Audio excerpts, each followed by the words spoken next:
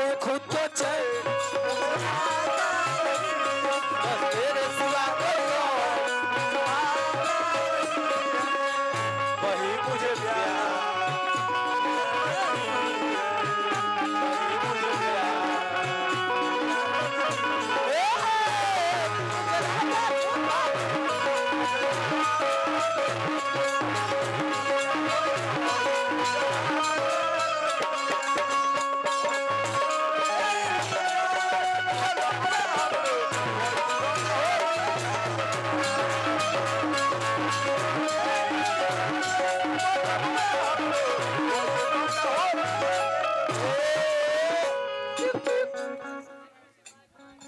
साजन तुमसे प्यार की लड़ाई में साजन एने लिए अब मैं कबा रुकाए भैया एगो खुशिया यही पर गीत गावेला हमू नचनिया रखले बानी भैया कि और लोग नाची एगो गीत गावेला अरे बाबा दिहले अरे बाबा दिले टीका बा सहुरे हम तेजब सहुरे हम तेजब बलमुआ कैसे तेजब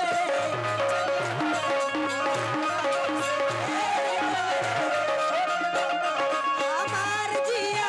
डोले हमार जिया डोले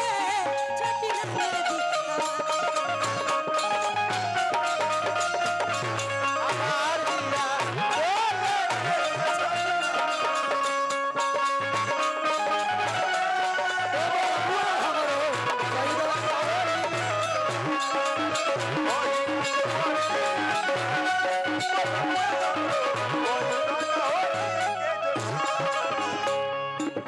कहा तरी बेचारी फगुआ कब ठीक लगी भैया सब भाई घरे होख पुआ पूरी बनल होखे अच्छा जवन मेहरारू के भगत जी जवन मेहरारू के पति प्रदेश में हुई ओकर फगुआ कैसन लगी भगत चाचा कैसा खराब लगी अच्छा छठ के दिन होखे राजेश भाई छठ के दिन होखे भगत जी दोनों कोन पर भगत जी लोग बैठल बा बीच में एगो भगत जी गावत रहे छठ के दिन होके अब बेटा दौड़ा ढोए खातिर आ जाए घरे तो माई के पर्व में 4 चांद लग जाए आ छठ के दिन होके अब बेटा सार ससुरार भाग जाए वो माई पर्व करी कुहू के करी कि बेटे ला कोइले बनी बेटा भागल बा ससुरार और अतिया बेचारी कहतिया लगावत तनी मुर्की कैमरा मैन फोकस कीजिएगा कहतिया बेचारी अरे पूरा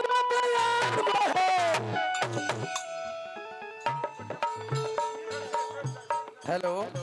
देखा कटा तो भाई तनी बढ़िया से मारो हेलो हाँ पूरा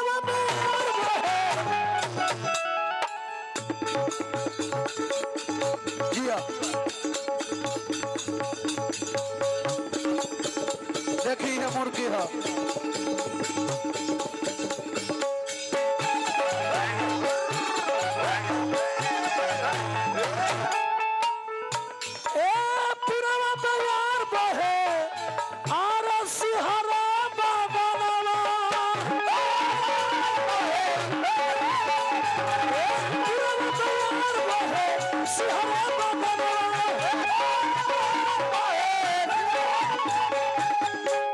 जौना रीड से गावत तनी बड़का बाबू आठी बिक दिए ना पहली कलाबा हो पूरा प्यार बहे सिहरा बदना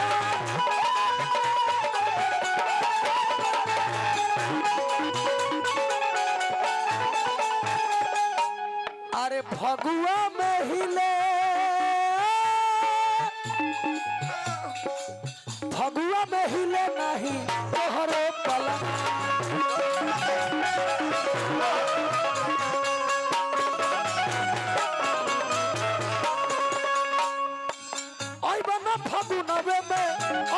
फगुनवे में डर लगे धरवे में फगुनवे में डर लगे धरवे में हो तो जवनिया जिया नया राजा हो लक्ष्मण भैया हो कहियाल करी इंतजार ए बलमुआ रे कहि दो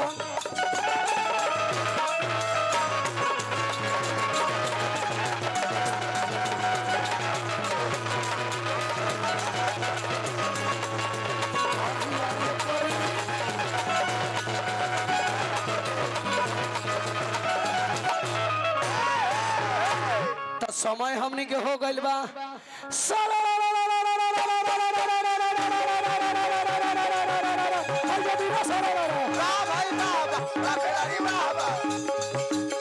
होली में निर्मला हो होली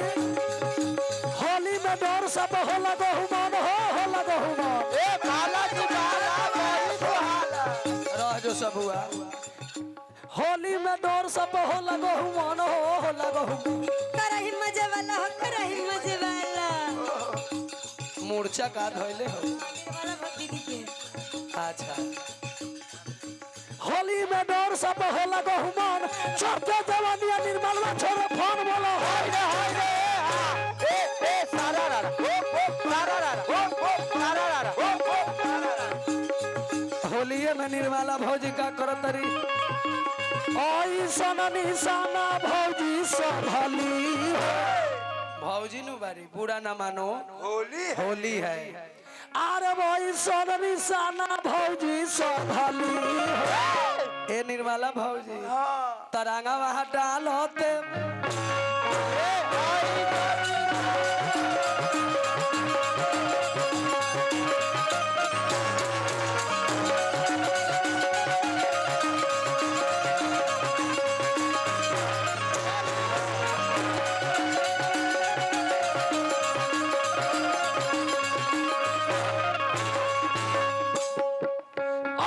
दारू चढ़ा के राती को मोहलत बना के आई वाला दारू चढ़ा के राती को मोहलत बना के हम चुप जाई हो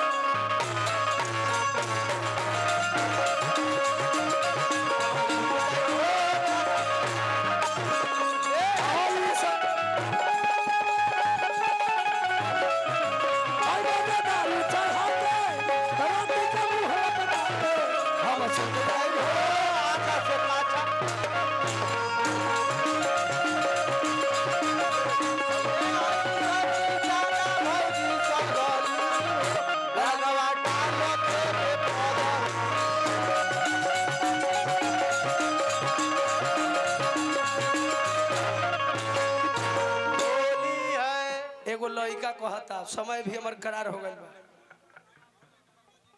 चली प्रेम से बोल दी राजा रामचंद्र की जय एगो छोटा भजन हम अपने भगत चाचा के फरमाइश बा कमेटी से गुजारिश बा कि एगो माई के देवी पचरा हमर कैसे हिट कैले रहे